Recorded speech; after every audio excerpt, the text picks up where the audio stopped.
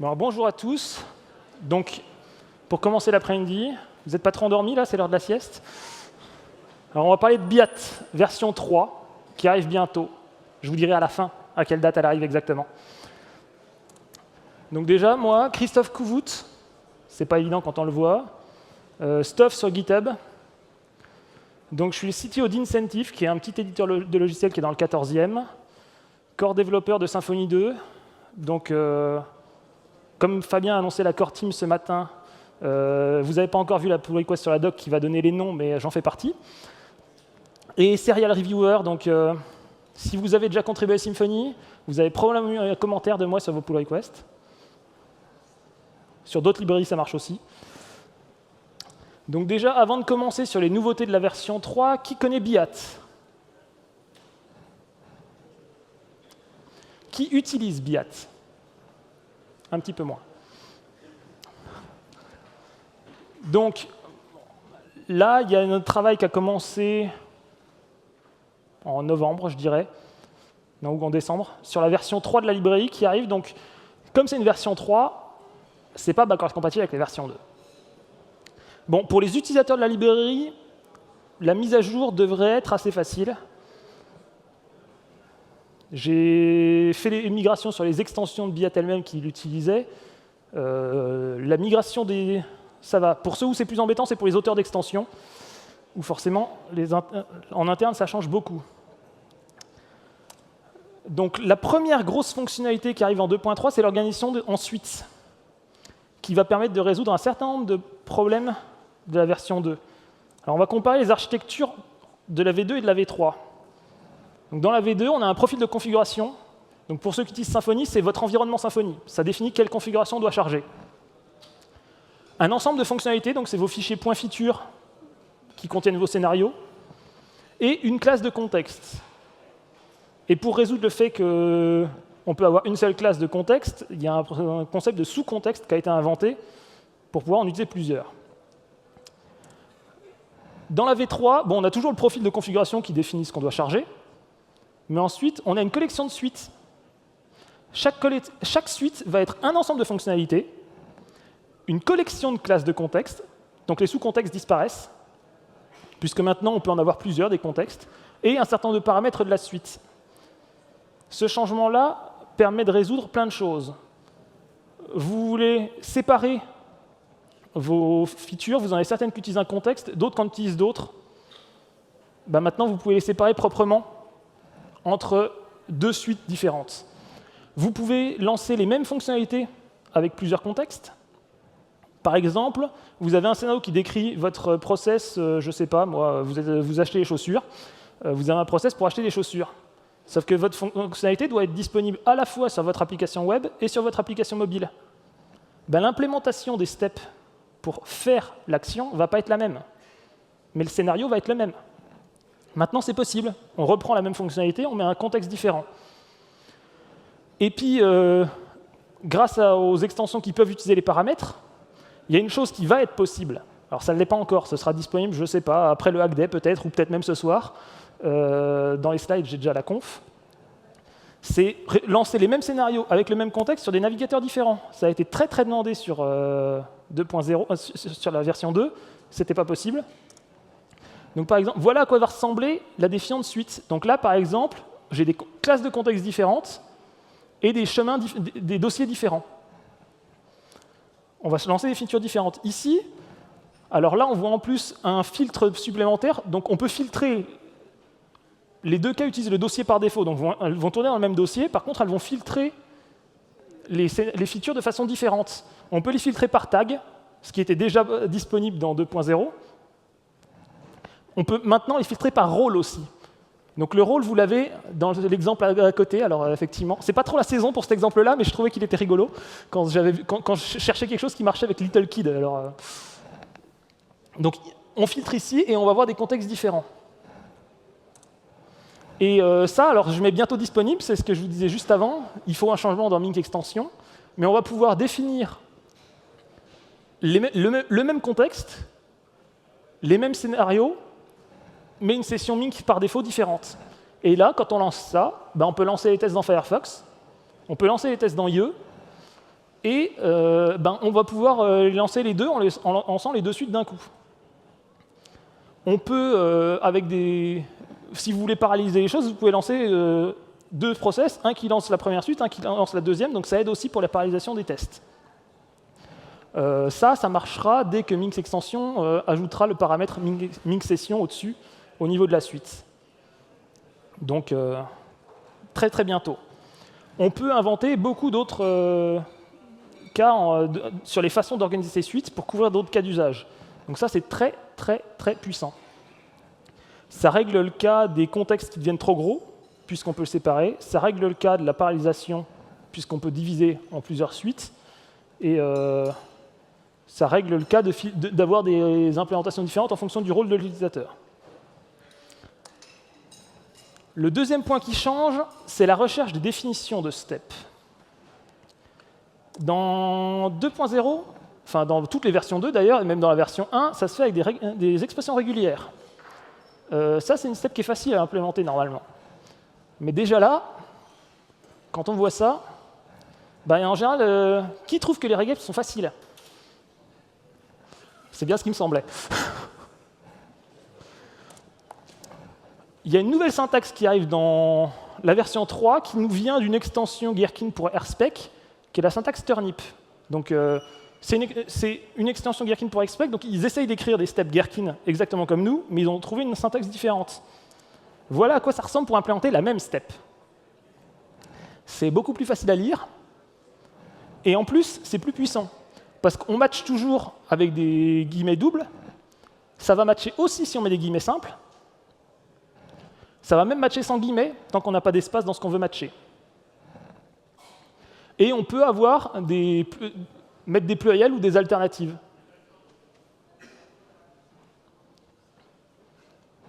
Beaucoup, beaucoup, beaucoup plus lisible. Par défaut, c'est ce qui va être généré.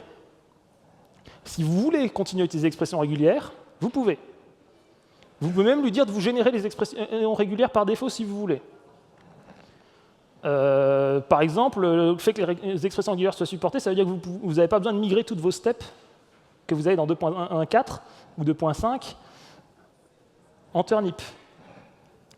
Par contre, toutes les nouvelles, vous pouvez les écrire comme ça. Vous pouvez même avoir les deux syntaxes dans le même fichier de feature, enfin de feature contexte. Vous pouvez les combiner. Ça doit même être possible d'avoir les deux mêmes sur la même méthode. Si vous voulez avoir deux steps différentes qui utilisent la même méthode, vous pouvez en avoir une avec une regex et l'autre avec du turnip. Il y a beaucoup d'autres améliorations qui arrivent. Il y a par exemple les formateurs qui ont été réécrits pour gérer le cas, par exemple, si vous avez un hook. Vous avez déjà une exception qui est lancée dans un hook. Ça arrive de temps en temps, par exemple avec Minx Extension. Si vous avez un Selenium qui crash et que votre after step ne peut plus fermer la session. Maintenant, on a une jolie sortie pour les outlines aussi, qui vous mettent maintenant pour quel step de la outline ça a explosé, au lieu de juste vous dire que ça a explosé. On supporte de PHP 5.3.3 à 5.6 et HHVM. Alors pour HHVM, c'est tout récent que ça marche de nouveau, ça date de hier soir, à peu près à 23 h.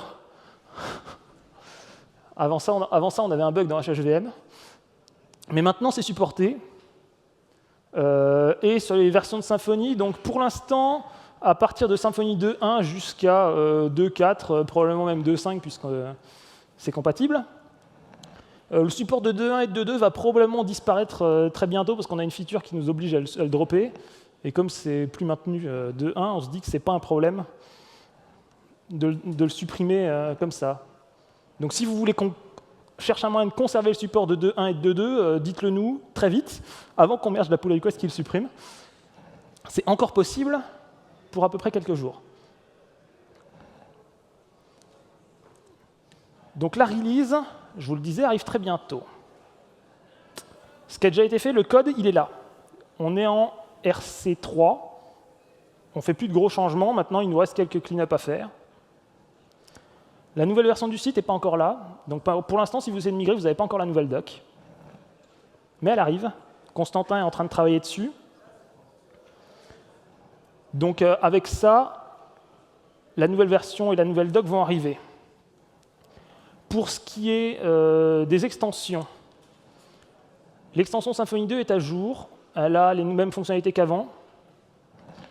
Il y a peut-être quelques bugs à certains endroits qu'on peut encore corriger, mais normalement, tout marche. L'extension Mink, elle est mise à jour. Quand je parle des améliorations qui doivent arriver encore, je vous en montrais une tout à l'heure, principalement celle-là. On a quelques extensions qui doivent arriver. Donc, Chain Step Extension, qui est l'extension qui va permettre les steps chaînés de 2.5, donc ce qui vous permet de renvoyer des steps à la fin de vos steps précédentes. Ces steps-là, donc qui permettent, quand on implémente une step, de dire une fois que j'ai exécuté celle-là, je vais en exécuter d'autres. Dans 3.0, vous ne pouvez plus. Donc on a commencé à écrire une extension qui permet de le réimplémenter. Elle n'est pas finie, elle ne marche pas encore complètement. Donc il y a certains cas qui marchent, certains qui ne marchent pas encore. On va la terminer avant la release. Il y a une autre extension, c'est les Common Context qui, eux, sont très vieux parce qu'ils datent de BIAT 2.3. Donc ceux-là, il faut qu'on les réécrive. Sur ceux-là, le travail n'a pas encore commencé, il me semble. Donc vous pouvez contribuer à nous aider. Et si vous êtes auteur d'une extension BIAT, on est en RC, c'est le bon moment pour les mettre à jour. Je sais qu'il y a une partie des extensions qui ont déjà été mises à jour. Je pense par exemple à la Doctrine Data Fixtures extension, je sais qu'elle a été mise à jour. Il y en a d'autres qui ne l'ont pas été. Drupal extension, par exemple, n'est pas encore compatible. Si vous avez besoin d'aide pour mettre à jour les extensions, ben on est là pour aider. Ça peut être pendant le Hack Day, ça peut être à d'autres moments. Mais notre objectif, ce serait que la majorité des extensions soient migrées avant la release stable, pour que les utilisateurs puissent migrer. Donc, la release, c'est le 20 avril. Ce qui vous laisse une grosse dizaine de jours pour mettre à jour vos extensions si ce n'est pas encore fait. Ensuite, pour ce qui est du code, il y a un autre changement qui est très important, alors pour BIAT, mais aussi pour d'autres projets, c'est qu'en interne, BIAT maintenant est basé sur TestWork. Donc pour l'instant, c'est encore intégré dans BIAT. C'est un framework pour écrire des outils de test. Il y a eu un premier proof of concept qui a été fait pour écrire un outil similaire à PHP Spec, basé sur TestWork. Je crois que ça fait à peu près 100 lignes de code pour le projet lui-même. Tout ça, donc, bon, il n'est pas aussi riche que PHP Spec, puisque les formateurs ne sont pas écrits, mais cet outil-là, on va le développer. Donc, l'objectif étant que pour la release 3.1 de BIAT, on essaye de l'extraire complètement pour qu'il soit utilisable par d'autres projets. De la même façon, si vous avez feedback dessus, parce que votre propre projet de test, je ne sais pas, si vous avez envie de réécrire PHP Unit basé sur TestWork, si vous avez envie de réécrire, je ne sais pas quel outil de test que vous avez en interne sur TestWork, il y en a qui essayent déjà en intégrant tout BIAT, vous pouvez. Donc maintenant, pour ce qui est de BIAT lui-même, la mise à jour sur le BIAT, c'est principalement changer vos fichiers de conf, puisque comme on l'a vu avant, il faut les organiser ensuite, et changer l'interface implémentée par vos contextes parce qu'on l'a renommée. C'est vraiment la même interface de contexte, juste un nommage différent. Au lieu de s'appeler Context Interface, elle s'appelle juste Context de mémoire.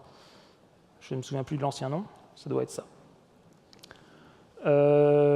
Pour la suite, les next steps qui vont arriver pour 3.1, ça va être retravailler justement sur la parallélisation de ces tests. Pour l'instant, il y avait un début de parallélisation implémenté pour 2.5 qui marchait moyennement. Il y avait d'autres essais, il y en a qui ont fait des extensions Grunt pour essayer de diviser les tests et de les lancer avec BIAT. L'avantage avec TestWork, c'est qu'à partir du moment où on est capable de paralléliser ces tests, on va pouvoir faire une extension qui marchera pour tous les projets basés sur TestWork. Donc une fois que BIAT là, tous les autres projets TestWork l'auront pour rien du tout, à part mettre à jour leur version de BIAT qui est en dessous. Dans les autres fonctionnalités qui vont arriver, Ben, ça dépendra. Ça va dépendre de ce que vous demandez, les utilisateurs. Probablement des formateurs supplémentaires.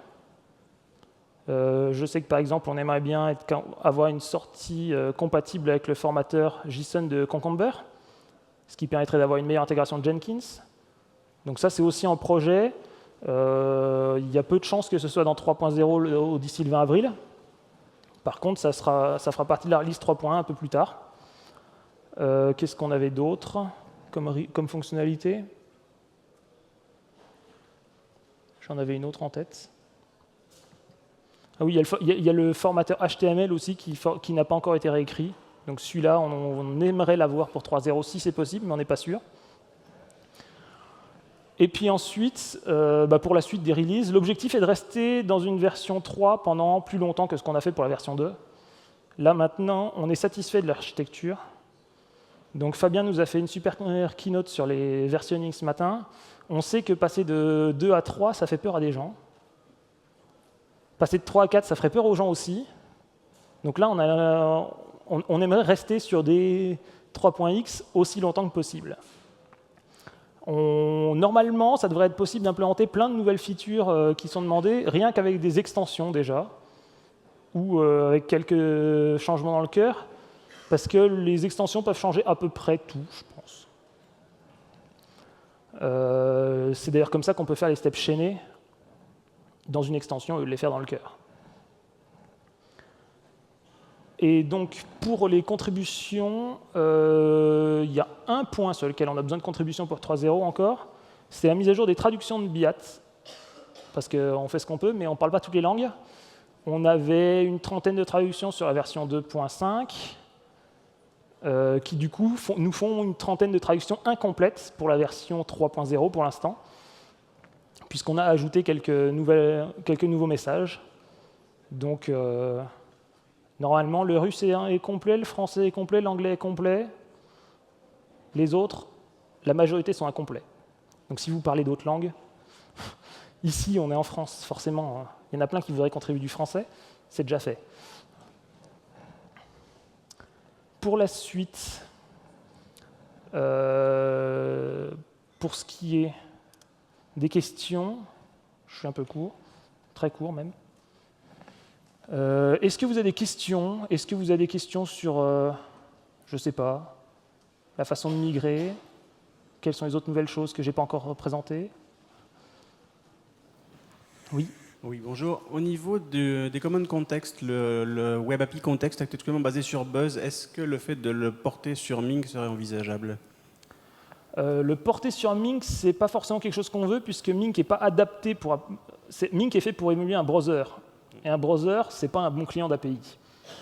Par contre, si on fait une nouvelle version, moi, il y a des chances que je le réécrive plutôt basé sur Guzzle que sur Buzz déjà, puisque Buzz n'a plus forcément l'air très maintenu en ce moment. Et surtout, contrairement à ce qui est pour l'instant un contexte, ce serait en partie une extension et en partie un contexte. Puisque tout ce qui est initialisation du client Buzz, ça n'a rien à faire dans un contexte en réalité. C'est fait là simplement parce que c'était un contexte qui a été écrit pour BIAT 2.3 et que les extensions sont arrivées en BIAT 2.4 et que personne n'a jamais pris le temps de le migrer. Donc ça fait partie effectivement du travail qui reste à faire, c'est les common contexts qui n'ont pas encore été migrés. Toutes les contributions sont bienvenues là-dessus, on peut aider, sinon on le fera nous-mêmes. Mais effectivement, c'en est un qu'on a envie de réécrire pour qu'il soit mieux que ce qu'on a maintenant. Merci.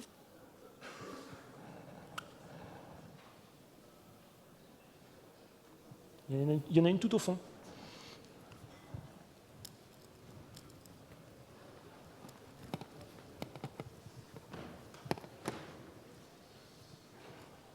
Bonjour, moi c'était une petite question au sujet de TestWork. En fait, j'ai entendu que tu as parlé de TestWork, mais j'ai jamais entendu parler de TestWork. Du coup, je voulais savoir un peu à quoi ça sert. Alors, TestWork, c'est un framework d'outils de test. En fait, ce qui se passe, c'est qu'en travaillant sur la version 3, Constantin a cherché à extraire le domaine métier de BIAT et s'est rendu compte que la majorité de ce domaine métier n'était pas spécifique à BIAT lui-même, mais aux outils de test. Et du coup, si on regarde le code source de BIAT maintenant, on a deux namespaces. On a biat qui est vraiment biat, et on a biat testwork qui est toute la couche plus bas niveau qui est ce qui serait commun à tous les outils de test. Alors pour l'instant, pour l'utiliser, il faut télécharger biat, puisqu'on n'a pas encore un paquet composer séparé. L'objectif étant de l'extraire dans un dépôt séparé pour la version 3.1, ce qui nous laisse le temps de le modifier un petit peu avant de le release en version publique pour tout le monde. Ce qui inclut par exemple le concept de suite, il est implémenté au niveau de testwork. Alors que tout ce qui est step, c'est vraiment spécifique à biat, et du coup ça reste au niveau de biat.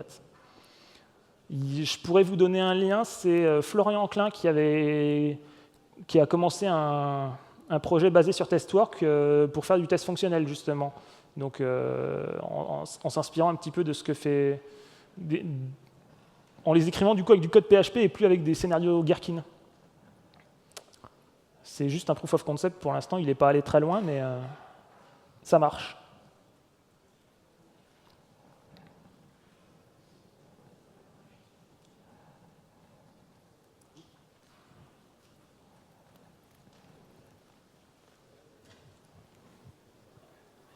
Bonjour. Bonjour. Est-ce que vous avez déjà mesuré la performance de BIAT 3? Est-ce qu'il y a des changements par rapport à 2? Alors, il y a des changements en termes d'utilisation mémoire, ça utilise beaucoup moins de mémoire. En termes de performance lui-même, moi je ne l'ai pas mesuré, je crois que Constantin a dit qu'il était un peu plus rapide. Après, en général, le problème quand on fait du test BIAT, c'est pas vraiment BIAT lui-même. Il y en a beaucoup qui vont utiliser BIAT en utilisant Mink aussi, et là le gros problème c'est que ce qui est lent, c'est pas BIAT ou Mink, c'est Selenium. Et ça, BIAT il peut rien. Donc sur la partie BIAT lui-même, effectivement, normalement on est un peu plus rapide que la version 2, et on utilise beaucoup moins de mémoire que la version 2. Sur Mink, après, il faudrait faut revoir, essayer d'éviter Selenium au maximum quand on peut, pour que ce soit rapide. Il y en a deux devant.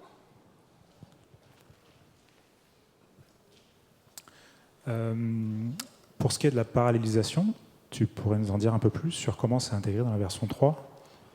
Alors, pour l'instant, ce n'est pas encore intégré en lui-même. Le fait qu'on ait des suites, ça va permettre de paralléliser plus facilement, parce que ça veut dire qu'on peut lancer chaque suite séparément, au lieu de les lancer. On peut faire un BIAT simplement sur le projet, et ça va lancer toutes les suites.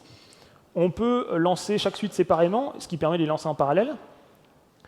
Et ensuite, pour aller plus loin dans la parallélisation, c'est du travail qui est prévu pour BIAT 3.1, essayer de chercher la meilleure façon de le faire et essayer aussi de combiner les rapports, parce que le problème, c'est que si on sépare en plusieurs lancements, on a probablement des rapports séparés.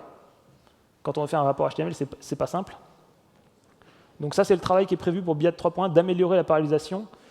Pour l'instant, le fait qu'on ait plusieurs suites, c'est ça qui va beaucoup aider pour le faire, parce qu'on peut les lancer séparément.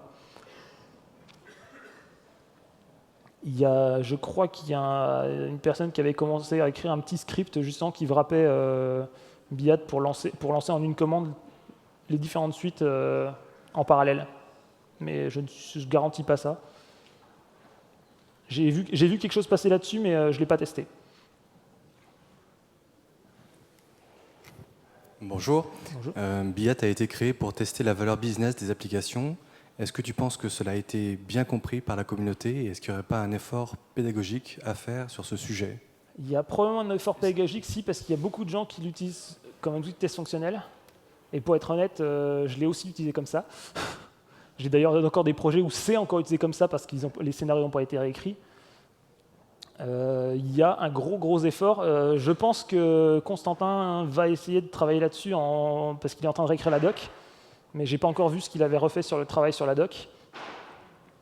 Donc si, c'est effectivement un gros effort à faire, plus sur la partie documentation, de le présenter. En fait, c'est ce que Constantin a présenté dans ses différentes présentations, en le présentant comme un outil de communication, avant d'être un outil de test. Puisque c'est les fichiers features qui sont l'outil de communication. Donc ça, effectivement, c'est un travail, la nouvelle version de la doc. Après, le problème, c'est que Symfony a une super équipe qui nous fait la doc. Sur BIAT, on n'a pas cette super communauté, et en général, les gens qui font de la très bonne doc, ce n'est pas les mêmes que les gens qui font du bon code. Ce n'est pas les mêmes compétences dont on a besoin, et Ça manque, on s'en rend compte. Surtout quand on voit Symfony à côté, qui a une super équipe de documentaires. Donc après, effectivement, c'est aussi un point sur lequel on peut avoir de l'aide. Si vous êtes bon pour écrire de la doc, vous êtes les bienvenus. Je pense sur à peu près tous les projets PHP, ils vous accueilleront. C'est pas que sur Biat d'ailleurs. Mais effectivement, la doc a besoin d'être améliorée sur ce point-là.